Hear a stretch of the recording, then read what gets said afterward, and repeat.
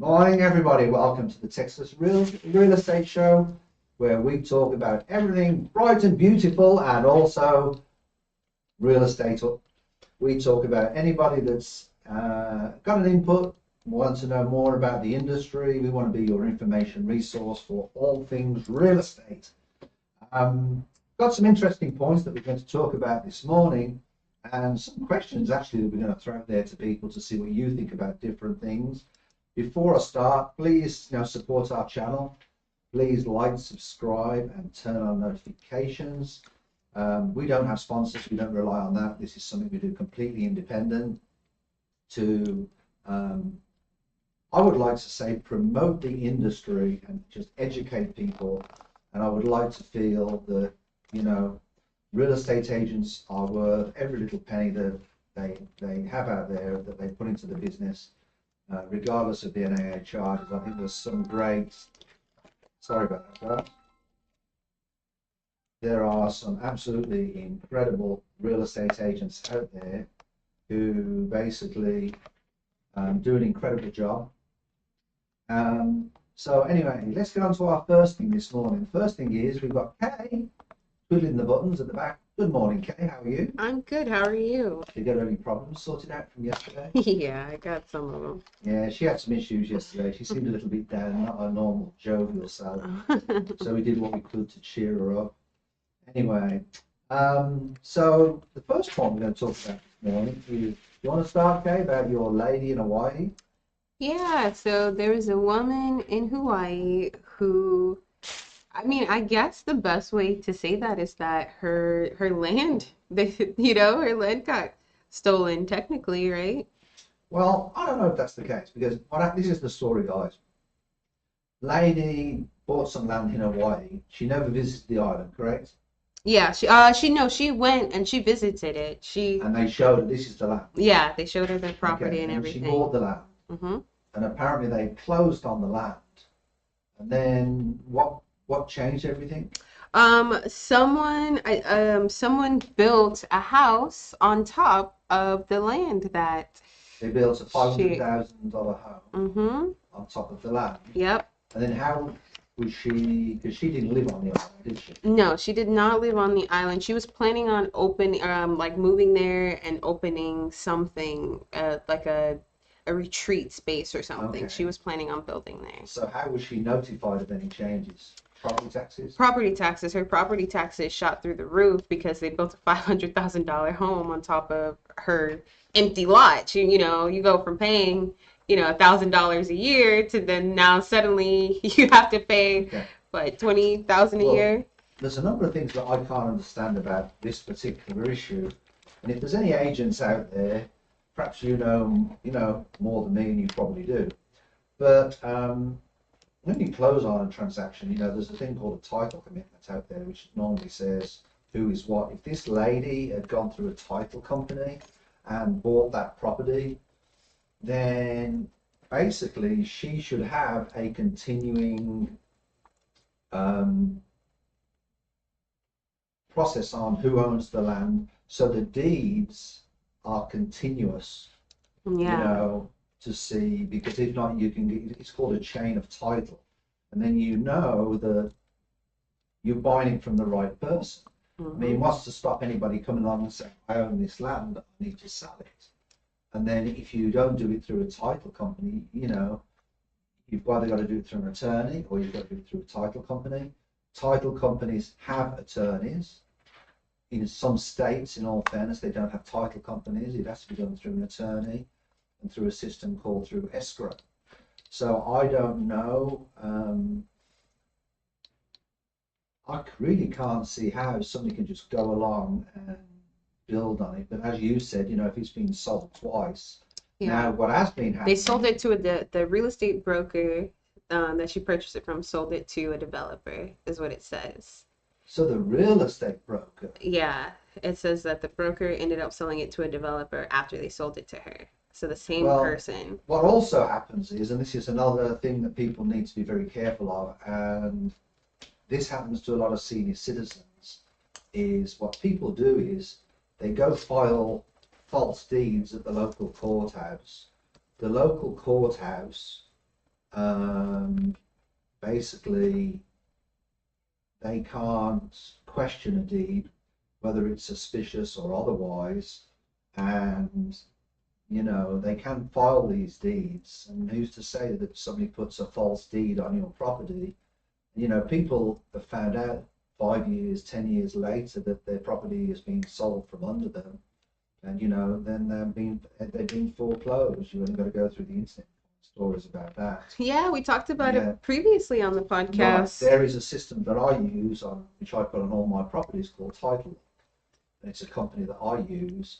So if anybody puts any type of title, any other new type of change of ownership on my properties, it automatically notifies me, and they cannot even file a deed on the property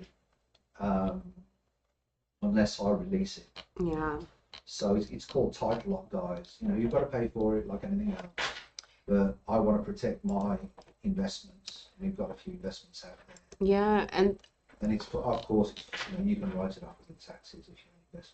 Mm-hmm. I think the interesting thing is that the developer is not being very fair to the woman at all.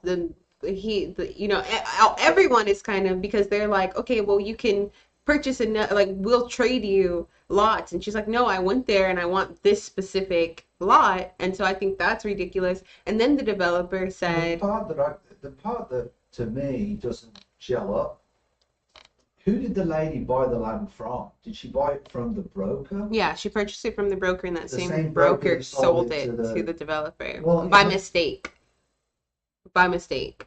So, but the developer is also saying, because here's another issue that comes up. When you buy a property, it says on most purchase contracts that basically, if you're using an agent, one of the agent's responsibility is to basically recommend to the buyer that they have the property surveyed, because the idea is then you can see what actual property you're purchasing. Mm-hmm. We've sold properties which have basically been wooded areas. Well, how can you tell if you've got a wooded area and it's been replatted? How do you know what you're buying, especially when it's a wooded area? I would not recommend anybody that's new to the industry to buy a property, a wooded area, land that's wooded, because it's an absolute headache. Well, it says that, because they're suing her, they're trying to sue her, which is absurd. And then it says, attorneys for PJ's Construction told Hawaii News that the developer didn't want to hire surveyors. The developer did not hire surveyors for the land. Well, so they didn't do anything. The thing in that case, then, the developers are either inexperienced, all right, or they knew what they was doing. That's what I was going to say, because what the developer also said was they're trying to sell her the house at a discounted rate, and she's like, I'm not going to purchase this house. This is my land. I'm not going to. She's like, I'm not, like, I don't even want this land on my property. This should not be there. And then also they're like, I don't know what she's complaining about. The developer literally said, I don't know what she's complaining about. Part of the problem is, in all fairness, is the developers should have done their own due diligence on the property, or through the broker. Do you understand? The broker. Mm-hmm. The attorney, they should have all done their due diligence through the whole concept. Then from the lady's perspective, that might not be the type of house that she wants. It might not be the design that she wants. Mm-hmm. Do you understand? Whether it's discounted or not. Yeah, she wanted to build a retreat there, not a 3-bedroom house. That's the thing. And then someone said exactly what you said as well. They said it would set a dangerous precedent if you could go onto someone else's land, build anything you want, and then sue that individual for the value of it, because they're trying to sue her for the $500,000. They're trying to sue her, and why is she getting sued? You see, there's a group of people out there that what they try to do, guys, they try to put liens, and they try to put different types of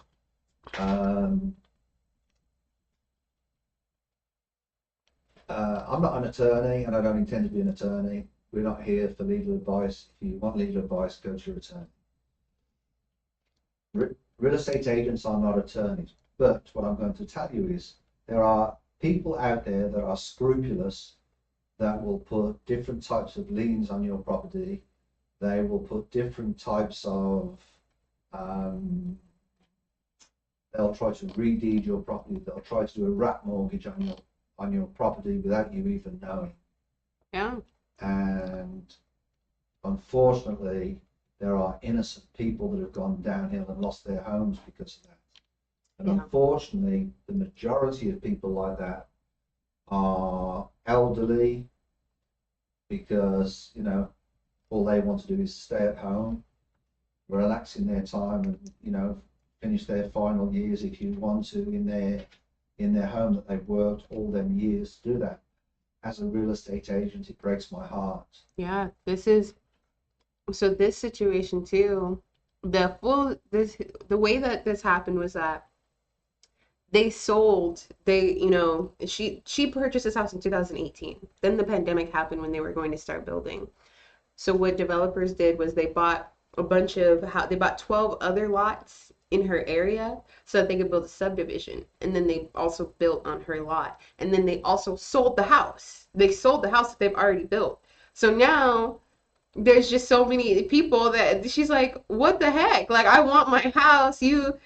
First you build a subdivision in this area, which she's like, that's fine. Well, But then also now they've sold the land, or they've sold the house that was built on her land, and now they're trying to go back they're trying to go back and sell her the house because the other people are like, I can't. So it's, well, there's a saying we have in real estate, which is you can always purchase your house, but you can't choose your neighbours.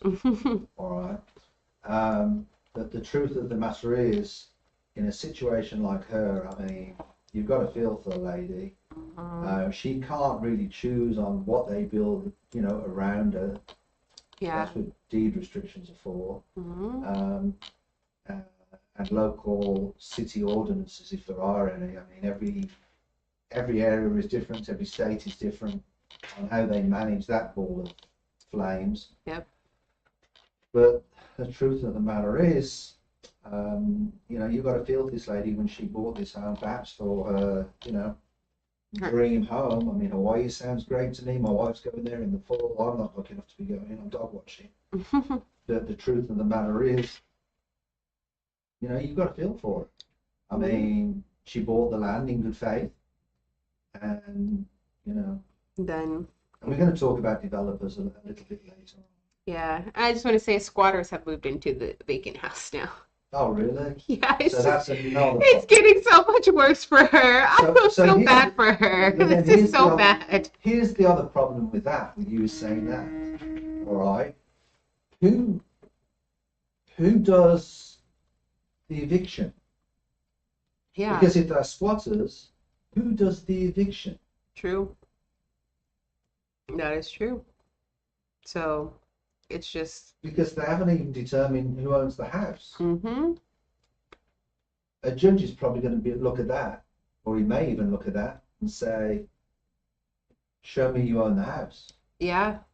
There's so much that goes into this story is just horrible for her. And I only went to work in Hawaii at one point when I was skating, mm-hmm. you know, at the Ice Palace, which is it's a rink in Hawaii. And the cost of living over there is horrendous. Mm-hmm. Really is. Anyway, let's move on. Mm-hmm. We're going to talk about some points, which is the housing market is playing a big role in inflation at the moment. A lot of people, they're saying that prices are starting to come down. We did have, you know, they're trying to get the rate of inflation down to a 2% target rate. With Fed Chair Jerome Powell, he basically characterized it as being on a sometimes bumpy path. And they're trying to get that down. The CPI, which is the Consumer Price Index, includes a number of things that they bring together. And that really is just the general number they use, but there's also something called the Personal Consumption Expenditures Index, which is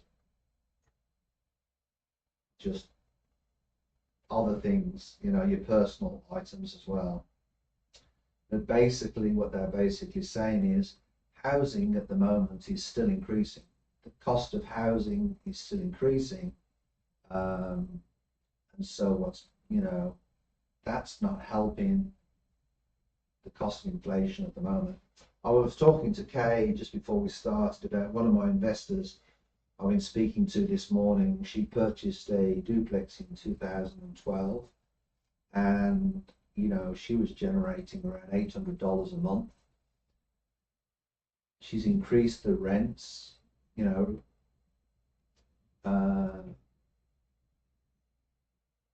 yearly. I was talking to her this morning. She's saying, you know, sometimes with repairs at the moment, all she's making is maybe $100 a month. That's a big risk to take. Now, the price that she paid for it in 2012 is completely different to perhaps what that property's worth where we are today in 2024. But there's a but with that. If she comes to sell the property, she's got to fix the property up. She's definitely got to update it. She's got to repaint it. You know, she's got to make sure everything's, you know, in good condition. It's in good condition at the moment. You know, the tenants are in there, but that comes at a cost. You know, if she sells it vacant with, you know, with no tenants, then what type of investment is that if an investor decides to buy it? So that's what some people feel they forget about, is when you sell a property, there is a cost in selling the property, whether it be keep on paying the note, paying the HOA fees. You know, it's a very, very difficult situation. And one of the things we're going to tag on to the end of that is basically, Kay's found an article which we thought was pretty interesting that we bring up, is in some housing markets, it is cheaper for people to rent than it is to buy a home. Yeah. You know, now you might say to yourself, well, that's normal, because, you know, if you're renting, then you haven't got the responsibility of, you know, maintaining the house and such like. But it's basically, you know, in some areas for people growing up, you are just better off renting the property, putting your money to one side and investing it in other ways and other things. I've got to tell you, as I've got in years, now I'm living the minimalistic life as best as I can, you know, to put things through to retirement. And basically, I don't know, it's just, what are the areas that they had that were? So it says the 50 largest metropolitan areas. So there is Austin is number one, of course. It says that the median monthly payment for a house in Austin is $1,530. The monthly mortgage payment, including property taxes, insurance, HOA dues, so on and so forth, $3,695. So buying a starter home costs 141.5% more than it costs to rent. The only part that I will come down on that and say is, if you can afford the 3,500, my personal feeling is go for it. And people of course. And the reason is because if you're paying rent, you're basically paying 100% mortgage.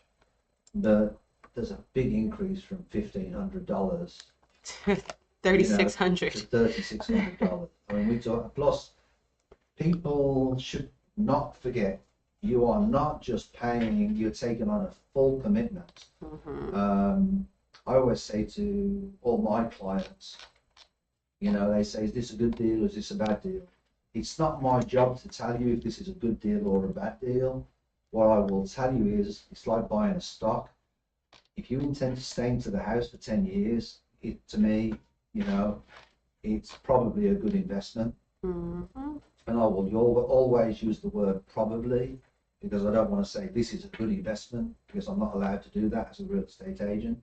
But, you know, if you only want to stay in the house for 3 or 4 years, then speak to your loan officer, because you might need to get a different type of loan, maybe an adjustable rate mortgage, where you can get yourself a better rate, you know, or, you know, basically just not buy as much home if you intend, you know, to stay into a shorter time. Mm-hmm. But you normally end up saying, oh, I'm going to stay in this house for 5 years, and end up staying in it for life. The house we stay at the moment, we're looking up to about an acre and a half. We've got 3 old English sheepdogs. We adore them.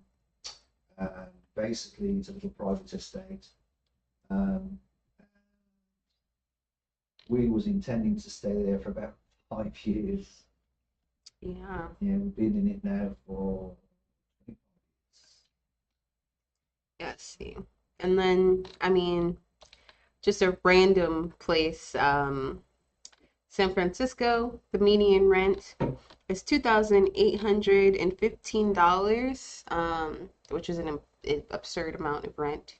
And then the monthly mortgage payment is $5,504. So it's 95% cheap or more expensive to purchase a home than it is to rent right now. We also have Nashville, Tennessee, which Nashville is becoming like a place that a lot of people want to move to. Average renting cost is $1,589. Monthly mortgage payment is $2,955. So it's 86% more expensive to purchase a home than renting. So that's very interesting. Do you not think, especially in the downtown areas, a lot more people are into leasing and more open to leasing these days? Yeah, I think a lot of people because of the you know, I think they're more open to leasing because they've got gym facilities, they've got a nice pool. Yeah, I think a lot of people are, you know, they want to rent more. Even There's something to that, you know. He's 26th next birthday. He's just moved into his own apartment. It's not downtown. It's outside of the city. I think he's paying $1,700 a month for a 2-bedroom bath. But, you know, he likes it because he's got a gym, he's got, you know, a nice pool, you know, so he's got his dog over there and he's just, you know, quite happy. Yeah, I think people are, you know, they would prefer that right now just because, like you said, it has a lot of amenities that go into it. So I understand why people would want to rent. Even so, but I think having a house is, you know, one of those things where it's like, you know, I wouldn't want to live in an apartment for my entire life. You know, I don't want to rent a house my entire life, you know, things like that. I just don't. Yeah, I'm just hoping my son's not waiting for his dad to croak before he gets his first house. You know, so, but he's more entitled to have.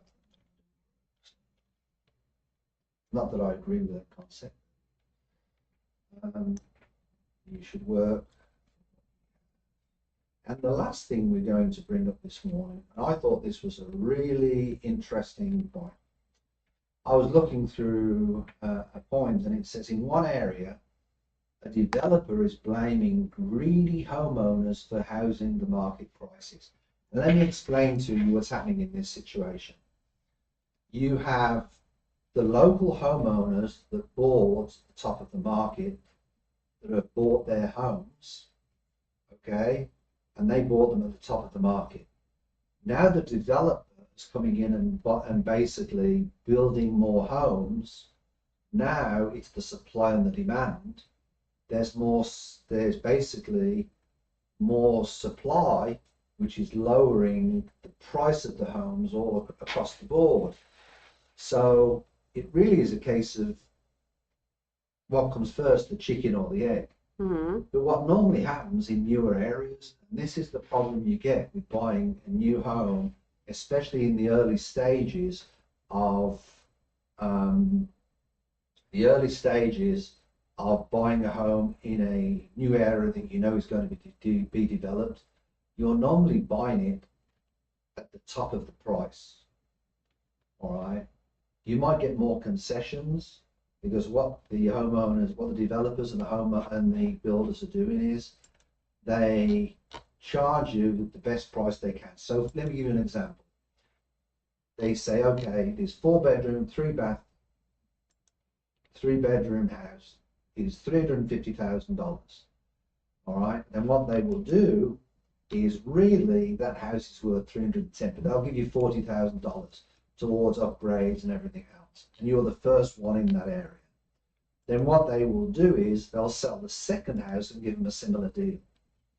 Then what they will do throughout the whole subdivision, all right, they've got, I hope people understand this, they've got 2 comps where they can use them 2 comps to say, well, we sold these 2 comps for this sort of money, then they can sell the whole subdivision within that range of numbers. Do you understand? So that's why it's like builders, starting off at 400,000. So to me, as a real estate agent, all right, it's legal price fixing. It's legal price fixing. Mm-hmm. All right, and yet if you buy from a retail home, just a regular retail home, through an agent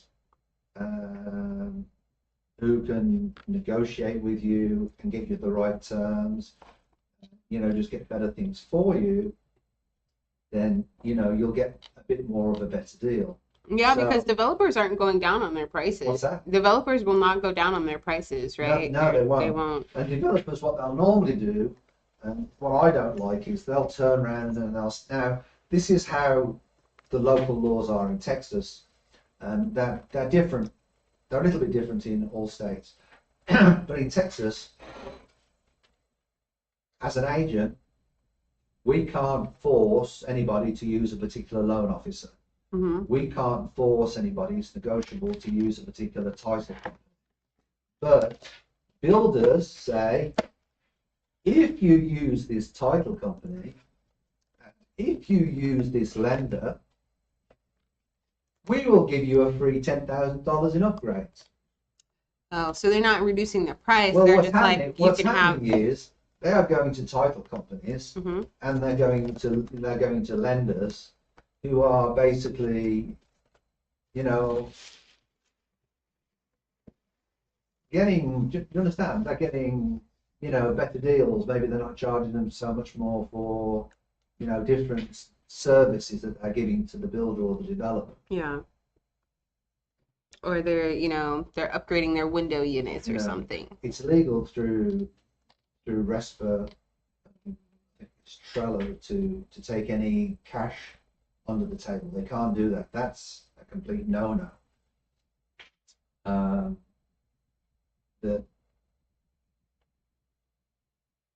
I just found this particularly interesting because it's always been a problem. And I'll give you an example. I bought a house recently. I bought it at a very good price. It was a complete rehab. Paid $170,000 for it. We have a video coming out with it, with what I did and the updates I did to it.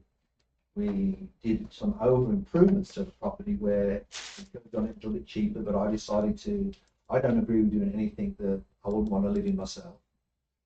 So it leaves just a little bit, I'm minimizing my profit, I'm not making a lot of profit.